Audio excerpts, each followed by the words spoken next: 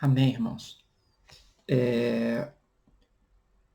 A carta de Tito, Epístola de Paulo a Tito, é o nosso instante aqui, né? Estamos trabalhando todas as cartas paulinas e chegamos a Tito. Tito, ele introduzido o assunto do verso 1 ao verso 4, e com o prefácio, a saudação de Paulo, Paulo se apresenta como servo de Deus, apóstolo de Jesus Cristo, e ele diz que o trabalho dele de apóstolo é para promover a fé, que é dos eleitos de Deus, e o pleno conhecimento da verdade segundo a piedade. Uma abertura muito, muito interessante, porque o trabalho apostólico, que a gente diz que tem referência hoje ao trabalho missionário, né? Porque o missionário que planta a igreja e que está no campo plantando igreja, discipulando e estabelecendo liderança nas igrejas que plantou, né? Um trabalho discipular multiplicador, é o trabalho apostólico propriamente dito, né? E é para isso, para promover a fé que é dos eleitos de Deus e levar o conhecimento de Deus em sua plenitude, o pleno conhecimento. Não quer dizer todo o conhecimento, quer dizer o conhecimento elevado, o conhecimento de cima, o conhecimento revelacional, né? É esse o sentido, né? E ele fala que esse conhecimento é segundo a piedade. Não é na vaidade, não é na arrogância, não é na força, é segundo a piedade, na esperança da vida eterna, que o Deus que não pode mentir prometeu antes dos tempos eternos. Então, Deus da verdade, né, ele coloca esse jeito de dizer que não pode mentir. Ou seja, Deus não voltará atrás à sua palavra, né?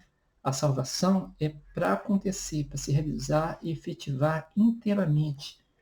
Não existe uma pessoa salvo / perdido. Ou é salvo ou está perdido.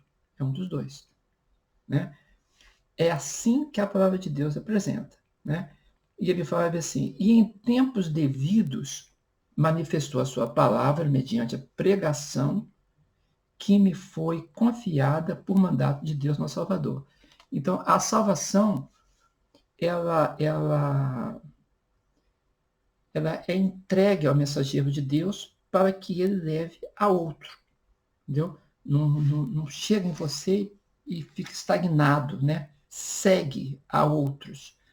E ele chega, então, a quem está interessando na carta, a Tito, verdadeiro filho, segundo a fé comum. Então, assim como Timóteo é apresentado como filho na fé, aqui ele apresenta Tito também como verdadeiro filho, segundo a fé comum, graça e paz da parte de Deus, Pai, e de Cristo Jesus, nosso Salvador. Então, esse prefácio de saudação é mais longo, né? E ele fala aqui da fé comum, né? Ou seja, Tito tinha a mesma crença e o mesmo jeito de referir-se a Deus que o próprio apóstolo Paulo, né? E ele não comunica aqui a misericórdia, né? Ele fala que ele é um verdadeiro filho, fala da fé, fala da graça da paz. Então, o elemento que ele acrescentou aqui não foi a misericórdia, acrescentou a fé no lugar da misericórdia, talvez por ser uma das características de Tito, né? E aí ele entra no verso 5 para os deveres e qualificações dos ministros. Já disse que Tito é o verdadeiro filho segundo a fé, né? Então ele tem a qualificação da fé e de ter sido discipulado, né, pelo apóstolo. E agora, no 5, ele vai dizer por que Tito foi deixado lá, né? Por essa causa te deixei em Creta, para que pusesses em ordem as coisas restantes, bem como em cada cidade constituísses presbíteros conforme te prescrevi. Então você vê, é necessário que haja liderança nacional, missionários autóctones, liderança autóctone. campo precisa de liderança nacional. O trabalho do missionário é colocar as bases, levantar o edifício, mas o restante, a obra do crescimento da igreja acontecerá através de obreiros autóctones. Obreiros estrangeiros não ganham um povo, não ganham um país. Eles introduzem o evangelho. Quem ganha o país são os nacionais, né? Então, se a obra é para ser feita completa, ela precisa chegar a constituir lideranças nacionais, treinar essa liderança e constituir essas lideranças, né?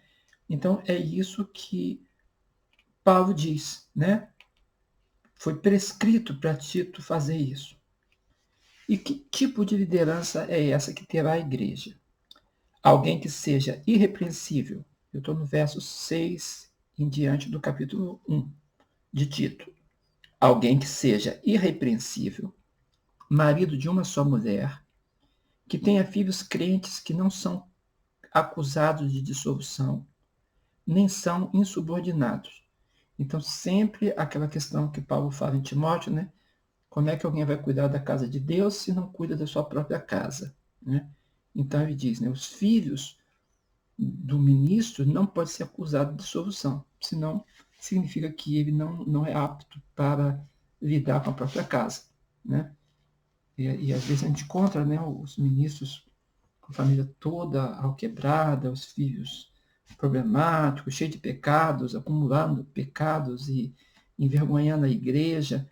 Bem, a aptidão para estar diante de liderança da igreja é exatamente que a casa esteja em ordem. Senão, vai cuidar da casa primeiro, né? Cuida da casa para depois cuidar da igreja. Então é isso que ele está falando, né? Os filhos precisam estar em ordem, né? Serem pessoas boas e não insubordinados. Porque é indispensável que o bispo seja irrepreensível, como dispenseiro de Deus. Ou seja, que ninguém tenha causa para apontar, né? Seu filho é isso, a sua filha faz isso, faz aquilo, fez aquilo outro, né? Olha sua mulher.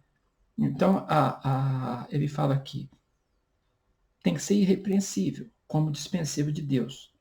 As minhas características, não arrogante, não irascível, pessoa que se irrita facilmente, né?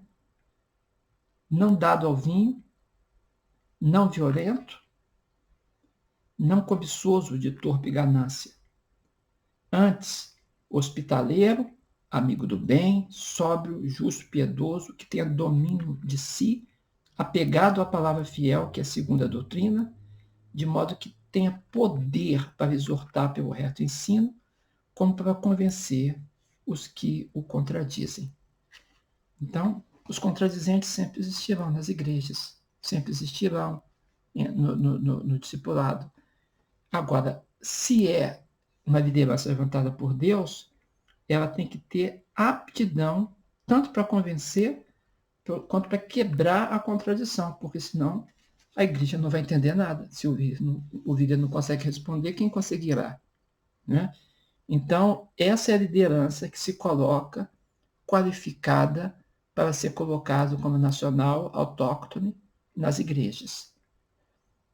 Aí ele vai chegar no verso 10 e vai dizer da oposição, né? O que acontece com relação à oposição na igreja. Verso 10.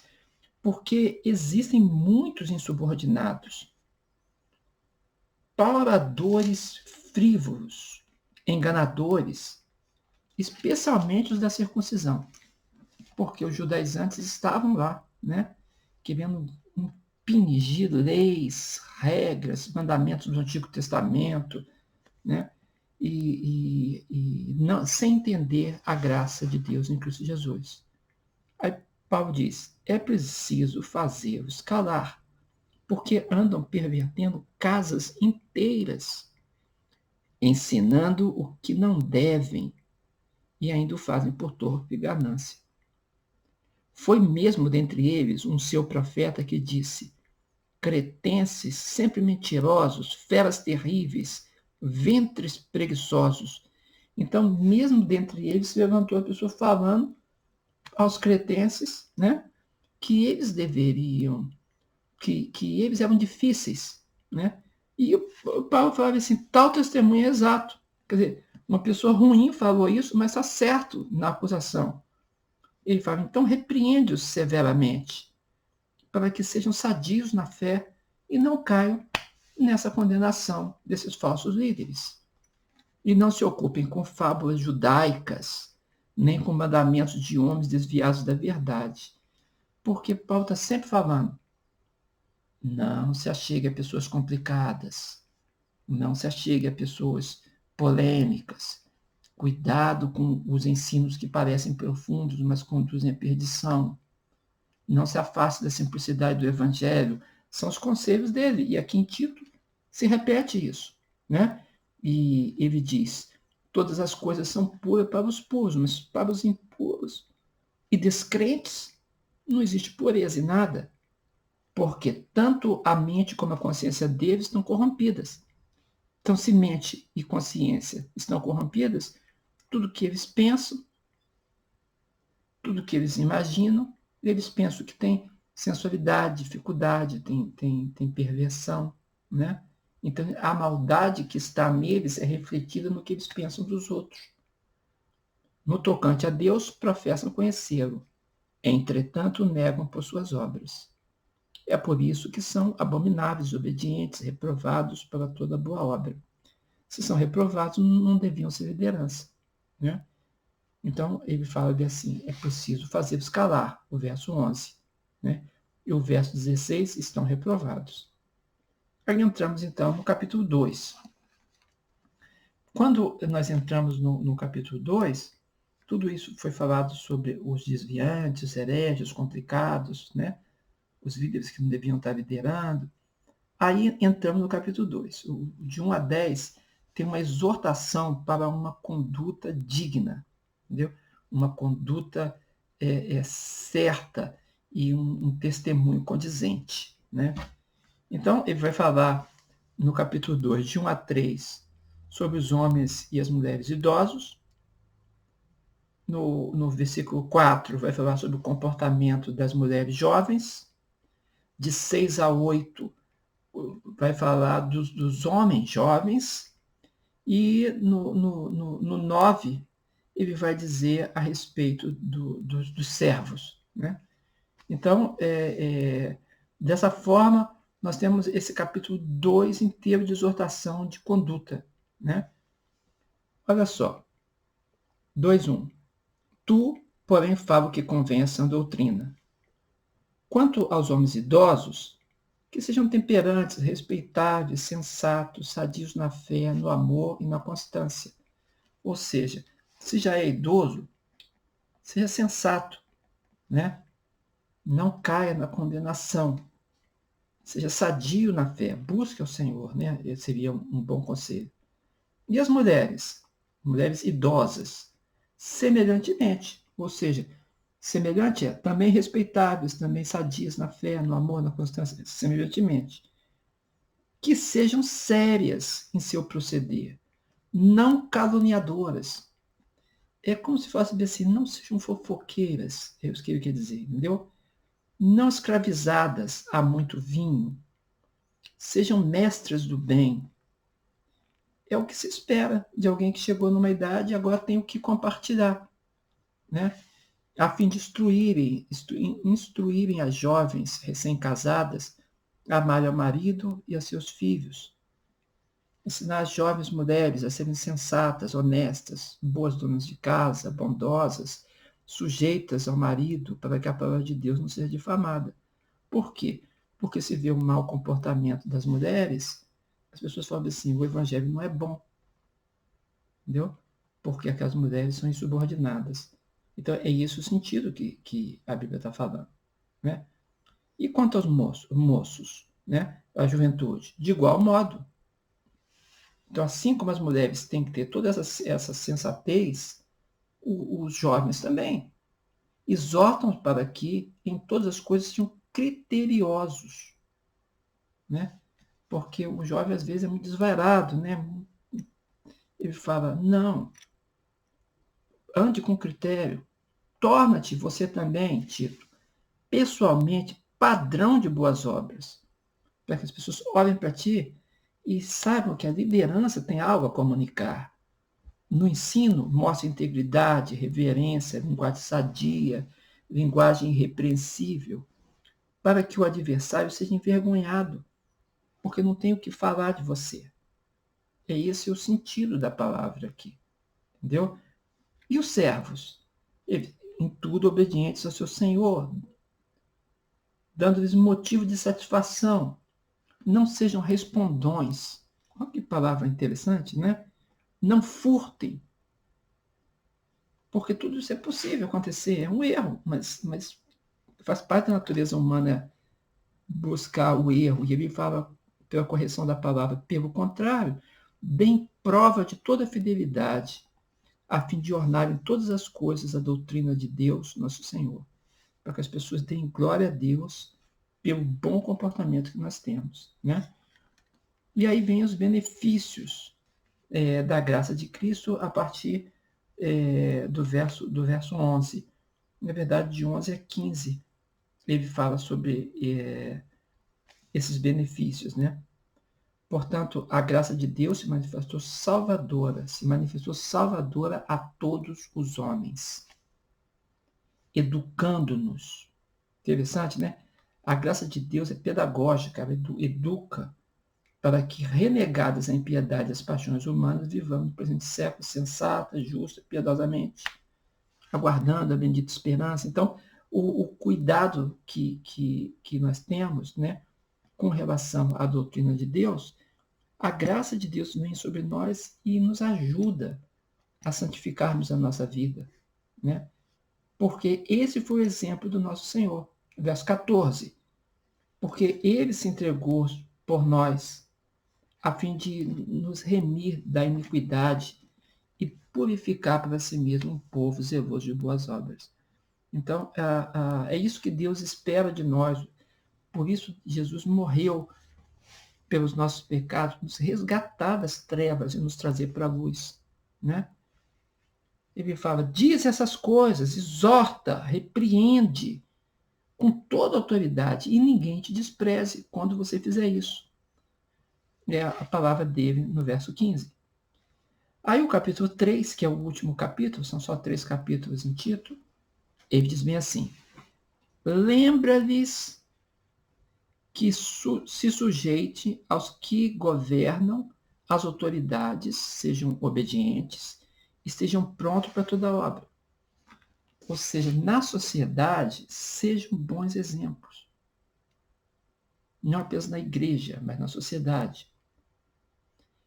Não difame a ninguém, não sejam altercadores, sejam cordatos, né?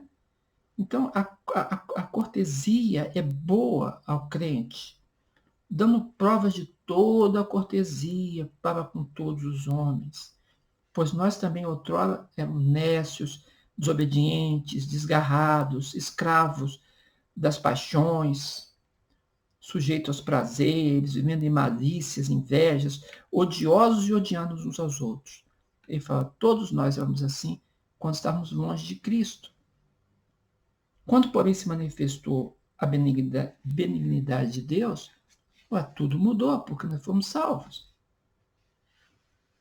Então, ele fala assim, que o que Cristo fez por nós foi a fim de que, justificados por graça, nos tornemos seus herdeiros, segundo a esperança da vida eterna, né? Então, ele fala assim, proclama isso, afirma isso, e as pessoas que têm crido pratiquem boas obras para honrar ao nosso Deus, né? E prezar as coisas que são excelentes, o que é proveitoso aos homens, é isso que nós devemos buscar. Novamente, no verso 9 até o verso 11, ele vai falar a mesma coisa que falou com Timóteo, né? Evita discussões insensatas, genealogias, contendas e debates sobre a lei, porque não têm utilidade e são fúteis. Né? Então, parar de lidar com o que não é essencial. Evita um homem faccioso. Novamente, fica longe de gente complicada. Depois de admoestá-lo primeira e segunda vez, pois sabes que tal pessoa está pervertida, vive pecando e por si mesma está condenada, então evita ele. Procura admoestar uma, duas vezes, mas aí, se a pessoa não dá mostras de que quer conserto, ele fala, evita, fica longe, e vai cuidar de quem precisa ser cuidado. Aí vem as recomendações a partir do verso 12, para poder chegar ao fim e nós entrarmos no Filemão. Então, ele diz bem assim, quando te enviar Ártemas ou Tíquico, apressa-te a vir até Nicópolis, ao meu encontro. Então, vai chegar a liderança que eu estou mandando aí. Eles vão chegar, eles cuidam da igreja. E você venha até meu encontro. Estou resolvido a passar o inverno ali, em Nicópolis. E foi assim, eu quero te encontrar. Encaminha com diligência Zenas, o intérprete da lei. Então tinha gente importante, né? Que apoiava Paulo. E Apolo, a fim de que não lhes falte coisa alguma. Gente, ministradores, mestres, né? Que estavam na igreja. Fala, cuida deles, que a igreja cuide deles. Agora, quanto aos nossos, que aprendam também a distinguir-se nas boas obras, a favor dos necessitados, para não se tornarem infrutíferos. Que eles tenham frutos, pelo menos de cuidar dos necessitados. Né? Então, é assim que o apóstolo diz. E ele termina a carta da seguinte forma. Todos os que se acham comigo te saúdam. Saúda quanto nos amam na fé. Então ele fala, aqui as pessoas estão saudando você. E tem gente aí que a gente do nosso coração, gente que nos ama e que nós amamos também. Leva uma saudação para eles, a gente diria hoje, nossa linguagem, né? Transmita o nosso abraço, né, aos nossos queridos, as pessoas que são conosco e que nos amam pela fé. Né? Nós aqui estamos longe, estamos no campo missionário, então dizemos, cuida aí com cuidado das pessoas e diz para elas que nós amamos, estamos trabalhando para Deus, mas que o nosso abraço, né, também chega a essas pessoas, né? Então, é desse jeito que foi encaminhada essa carta, né? E ele chega, então, na parte final, dizendo, no verso 15, né? O final, que é a graça seja com todos vós. Ele estende a graça a todas as pessoas. Bem, é uma carta realmente muito, muito, muito bonita, embora ela seja breve, né? Mas ela tem muito conteúdo pessoal de Paulo, né? E ele exorta a Tito também, como pastor, que faça o trabalho com cuidado, né? E com bênção. Então, o ministério dele ficava em Creta, né? Creta é um ponto de cruzamento ali na Ásia, entre Ásia, África e Europa. É uma encruzilhada, né? E eles tinham problemas com doutrinas erradas. Nós temos hoje uma palavra chamada sincretismo. Esse crete é de Creta, entendeu? O sincretismo vem da palavra cretenses, porque eles acolhiam muitas doutrinas, né, e misturavam as coisas. Em Creta, então, havia muitas coisas para serem tratadas, e Tito estava nesse lugar. Era um lugar difícil, um lugar complicado, né? Mas ele estava revisando a obra de Deus ali, no meio de cultos, filosofias, ideologias, né? Que chegou a receber esse nome, né? O que está diante do desafio dele, né? era colocar ordem nas coisas. E ele precisava levantar obreiros. Como levantar obreiros num lugar onde tem dificuldade com sincretismo? Não é? Então, Paulo diz aquelas coisas todas que nós lemos, né? Das características. Tem que procurar gente com quilate de Deus para poder exercer liderança num lugar complicado, né? Então ele não tinha que ter pressa para fazer isso, mas ele precisava e ter o coração dele firme para entender o que devia fazer. E essa então é a carta de Tito. Nós chegamos ao final dela, né? Quando ele diz aqui a graça seja com todos vós. E eu digo para você também, né? A graça de Deus seja contigo e o amor de Deus alcance o teu coração. Em nome de Jesus. Amém. Eu sou o Valdeir Contav, estou seguindo com você nessa sequência. Peço que você acompanhe a última carta, que é Filemon. Entendeu? A última a carta dessa sequência. Obrigado, irmãos.